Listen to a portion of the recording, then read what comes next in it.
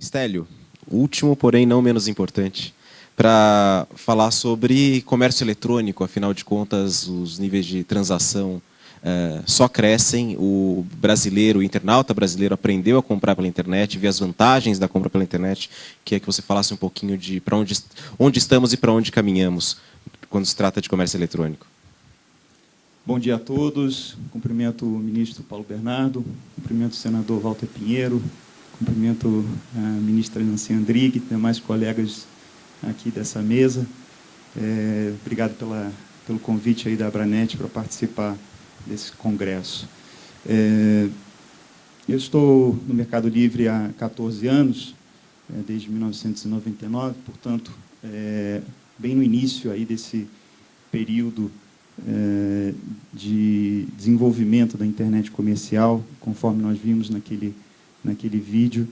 É interessante recordar aquele momento em que a gente tinha uma penetração de internet da ordem de 3% na população brasileira. O acesso, a gente viu ali, era majoritariamente discado. Falamos, né, o ministro falou sobre a conexão com os Estados Unidos e, na época, quando estávamos desenvolvendo a nossa infraestrutura de servidores, optamos por localizar a nossa infraestrutura nos Estados Unidos por conta das melhores condições que encontrávamos ali, apesar da latência que existia, e era muito pior naquela época. Então, era um momento de muito desafio. E quando lançamos o Mercado Livre, uma plataforma de comércio eletrônico, as pessoas nos perguntavam, mas será que isso vai funcionar? Né? Será que as pessoas vão confiar em anunciar um produto à venda para alguém que elas nunca viram? Essa era a primeira e mais óbvia pergunta. Hoje nós somos mais de 80 milhões de usuários, 81 milhões ao final do ano passado, utilizando essa plataforma na América Latina. O Brasil é o nosso principal mercado, representando mais de 50% do total das transações. O volume transacionado foi da ordem de quase 6 bilhões de dólares no ano passado. E essa empresa faturou quase 400 milhões de dólares no ano. Aliás, outra pergunta que nos faziam naquele primeiro momento era a seguinte: mas se usarem, será que eles vão te pagar por isso? Será que vocês vão receber, vão ter como cobrar por esses serviços que vocês vão prestar? Né? Muito bem, acabei de falar aqui qual foi o faturamento do ano passado. Então, eram dúvidas reais e eram dúvidas que nós vivenciávamos ali na época, e existia o que nós vimos foi empreendedorismo, né? Empreendedorismo acontecendo, tanto da nossa parte, para vencer os obstáculos que havia na época, quanto dos nossos clientes e usuários, né? Então, a gente tinha, por exemplo, por conta da dificuldade de acesso, as LAN houses eram o principal canal aí, que as pessoas usavam para poder acessar o Mercado Livre. Né? Quem nunca ouviu falar das LAN houses, que hoje caíram talvez um pouco em desuso, mas era a forma que as pessoas se encontravam para conexão. Existia alguma dúvida, desconfiança com relação à contraparte, a pessoa de quem você estava comprando determinado produto? As pessoas se encontravam, né, trazendo dinheiro, o cheque na mão, para receber o produto. Né? Então, encontrando um meio bastante físico, né, para poder fazer a transação. Falamos aqui sobre aqueles que não têm acesso a bancos, e naquela época menos ainda, né, a penetração aí de cartões de crédito e débito no país era bastante pequena naquele momento, e as pessoas se utilizavam dos já presentes boletos bancários para pagar em bancos, em casas lotéricas, aonde fosse. Né? Então, isso, obviamente, porque os meios de pagamento na internet também ainda engatinhavam. Então, é interessante ver que, em 14 anos, a gente está falando hoje de uma penetração do comércio eletrônico da ordem de mais ou menos 20% da população, 40 milhões de pessoas transacionando no comércio eletrônico, o que, na minha opinião, é muito pouco, né, levando em consideração que metade da população já tem acesso à internet, então, portanto, uma oportunidade muito grande. Nós vemos também que a banda larga, né, ela tem propiciado, a gente falou um pouco aqui, o desenvolvimento da nossa atividade de comércio eletrônico também de forma exponencial, né, pessoas que até então passavam menos tempo, tinham dificuldade de acesso ou limitavam o acesso, elas já se utilizam da banda larga, principalmente em dispositivos móveis. No nosso caso específico, 10% do nosso tráfego hoje já advém de dispositivos móveis, e isso por conta de um lançamento dos nossos aplicativos que tem menos de 2 anos, né? Então, praticamente de um volume 0 a 2 anos atrás, chegando a 10% da nossa movimentação. Oi. Deixa eu te interromper, eu queria perguntar a respeito do que você está falando. Você falou que 10% do tráfego vem de celulares e smartphones. Correto. E quanto da compra efetiva acontece via celulares? Se é menos, quer dizer que ainda tem uma margem para avançar nesse sentido? Sem dúvida. Esse número é da ordem de 6% do total, né? Então, existe sim essa diferença.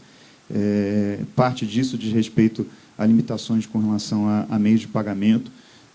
Existe também hoje em discussão no meio político regulamentação de pagamentos através de dispositivos móveis. Isso é de interesse, obviamente, de grande parte da indústria financeira, né, e de outros players. Ministro, quer... Nós estamos trabalhando nisso e em meados do ano passado nós tivemos conhecimento de que o Banco Central estava trabalhando numa consolidação das normas legais sobre meios de pagamento. E com o Banco Central, fiz uma reunião com o presidente Tombini e com o Aldo, que é diretor, levamos o pessoal da Anatel lá e propusemos que entrasse um capítulo sobre pagamentos móveis. E houve concordância, nós já fizemos isso. Eles estão finalizando lá o trabalho com a Fazenda, porque não é só sobre pagamentos móveis, mas nós já fechamos isso. Inclusive, se vocês eventualmente quiserem depois conversar um pouco, é uma proposta, não é excludente, ela possibilita trabalhar com qualquer tecnologia, vai ser uma regulamentação muito flexível. A única exigência mais forte que nós estamos fazendo é que as tecnologias diferentes conversem entre si. Ou seja, se você quer usar uma tecnologia, fazer pagamento só com SMS, o outro você vai entrar no site e debitar na conta corrente, mas elas têm que ser interoperáveis. Quer dizer, você não permitir que uma tecnologia exclua, se crescer muito uma tecnologia, exclua outras que podem, eventualmente, começar com menos força. Então, nós achamos que nos próximos dias isso vai para o Congresso Nacional. Não é uma coisa só do Ministério das Comunicações, porque a Fazenda e o Banco Central estão trabalhando em outras coisas, mas nós achamos que vai nos próximos dias. Até posso tentar saber com precisão, e estamos muito animados com isso, porque sabemos que várias empresas já estão trabalhando em soluções tecnológicas, as mais diferentes, e é evidente que, na hora que chegar no Congresso, pode ser que tenha que ter alguma adaptação em função justamente das demandas do mercado, mas acho que vai ser uma coisa muito boa também. Obrigado, ministro, pela colocação, e é importante ver avanço também nesse segmento. Um outro dado interessante é que hoje, no Brasil, o comércio eletrônico, uma indústria que movimentou por volta de 30 bilhões de reais no ano passado, ele representa por volta de 3% do varejo do país. Esse número se compara com um número de 12% em mercados como o da Alemanha ou do Reino Unido, onde o comércio eletrônico tem aí, então um desenvolvimento maior. Ainda assim, né, relativamente pequeno dentro do todo. Então, só aí nós vemos um potencial do comércio eletrônico crescer pelo menos aí 4 vezes, comparando a esses mercados que já têm o avanço maior do varejo online. Portanto, o futuro, né, desse segmento eu vejo também de uma forma brilhante. Dos 81 milhões e meio de usuários que eu citei no início, o Mercado Livre teve 23 milhões de usuários ativos no ano passado. Desses 23, sendo 6 milhões de vendedores únicos e 17 milhões de compradores únicos. Nos 6 milhões de vendedores únicos, nós temos aí especificamente, além de pessoas físicas, muitas empresas, pequenos e médios empreendedores. Somos parceiros do Sebrae e estamos vendo também um impulso muito grande ao desenvolvimento econômico a partir daí. São 145 mil famílias que vivem principalmente da renda que tem dentro do Mercado Livre.